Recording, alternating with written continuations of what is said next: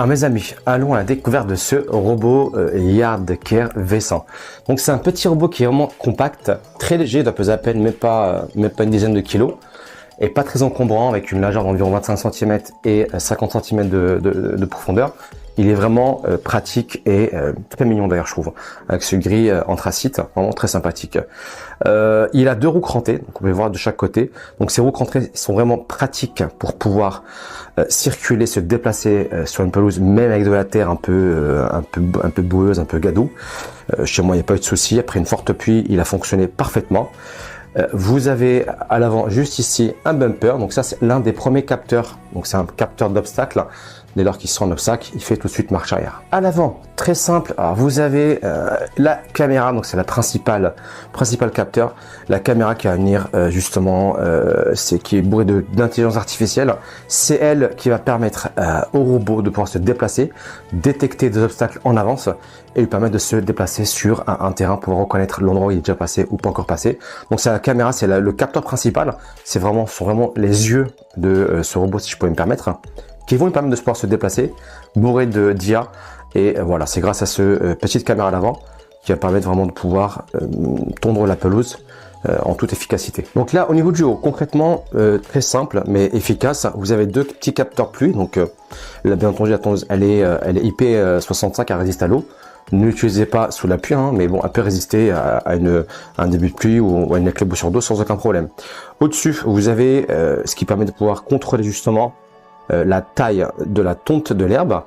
Ça va jusqu'à 6 cm et ça commence à 2 cm minimum.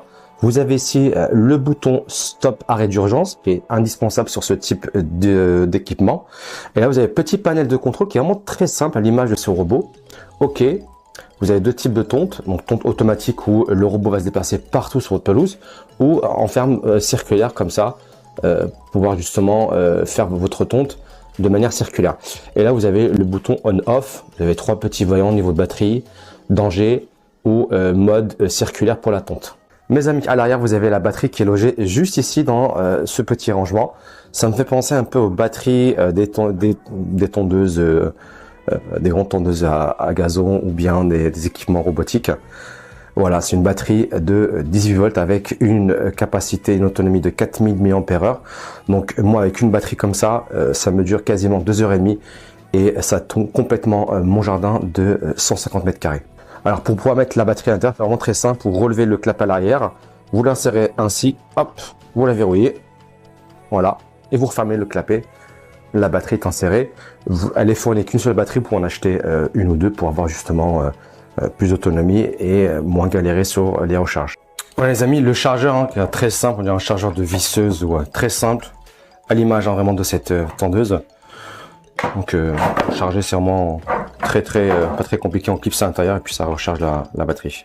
Si je peux me permettre les amis, le cœur battant de ce robot tondeuse, c'est ce plateau de tonte qui fait environ 15 cm de diamètre, de largeur, avec des lames. Donc quelques lames sont quand même fournies avec, au cas où. Vous avez une roue à l'avant multidirectionnelle pour pouvoir justement tourner et suivre. Et ces deux fameuses roues crantées qui vont permettre au robot de pouvoir circuler sans aucun problème.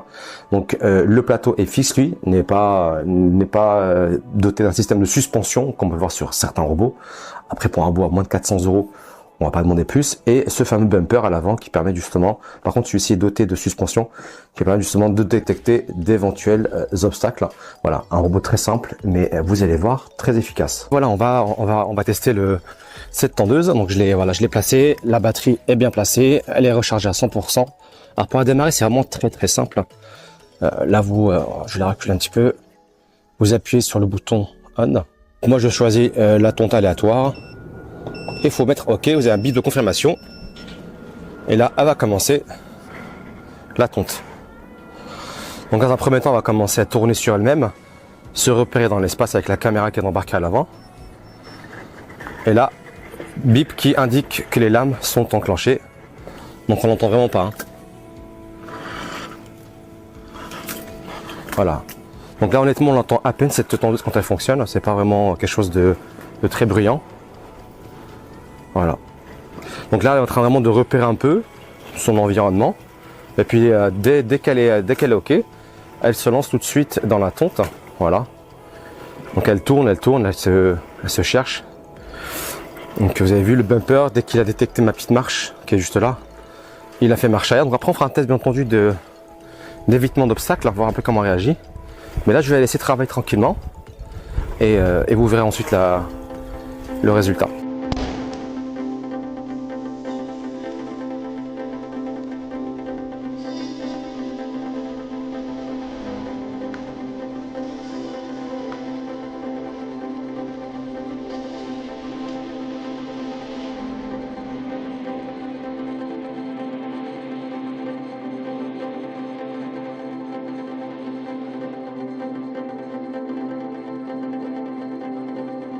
Donc là les amis, comme vous pouvez le voir, contrairement aux tondeuses classiques sophistiquées avec des GPS et des antennes RTK, celle-ci voilà, elle n'a pas un ordre spécifique, elle tond vraiment de manière très aléatoire et voilà, elle se détermine un petit carré et elle le tond jusqu'au bout. Donc c'est à ça que sert sa caméra à l'avant, c'est pouvoir justement se repérer un peu et pouvoir tondre partie par partie, voilà. On prend un carré, elle fait de manière aléatoire, puis après elle passe sur la surface, sur la partie suivante. Les amis, on fait un premier test d'évitement. On va mettre ce petit bac à jouer dans mon fils. Je vais les mettre juste devant. Je vais attendre qu'elle soit dans un endroit plus dégagé. Et vous allez voir, normalement, elle va devoir réagir et éviter l'obstacle et le contourner. Donc là, premier test d'évitement, j'ai mis le bac à jouer à mon fils. Donc c'est juste là, voilà. On va redémarrer un cycle de tonte. Donc là, va se lancer. On a un bip de confirmation. Donc je lui ai mis vraiment dans le passage. On va voir comment on va gérer ça. Ou sinon, je vais lui mettre en plein dans le trajet. Sinon, je vais attendre qu'elle soit dans un trajet un peu plus dégagé pour lui mettre. Voilà, donc elle l'a évité. À chaque fois qu'on lui met devant elle un obstacle, voilà, elle évite tout de suite automatiquement. Voilà, elle l'a évité. À chaque fois que je vais mettre quelque chose devant elle, je vais laisser avancer, hop, la dernière seconde, hop, automatiquement, vous avez vu, elle l'évite. Donc elle est vraiment très très réactive et elle laisse pas passer un objet devant elle, donc elle l'évite tout de suite de manière instantanée. On recommence. Voilà, tout de suite elle l'évite. On va tester un autre mode, c'est le mode qui lui permet de pouvoir fonctionner, à faire une tonte en circulaire, en escargot. Donc on va la redémarrer, on choisit ça, et on fait OK, et on lance. Voilà, donc là elle va se lancer, et vous allez voir à quoi ça ressemble la tonte en circulaire.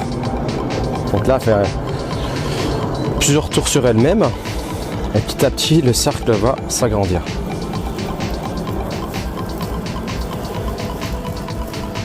Ouais, donc elle tourne.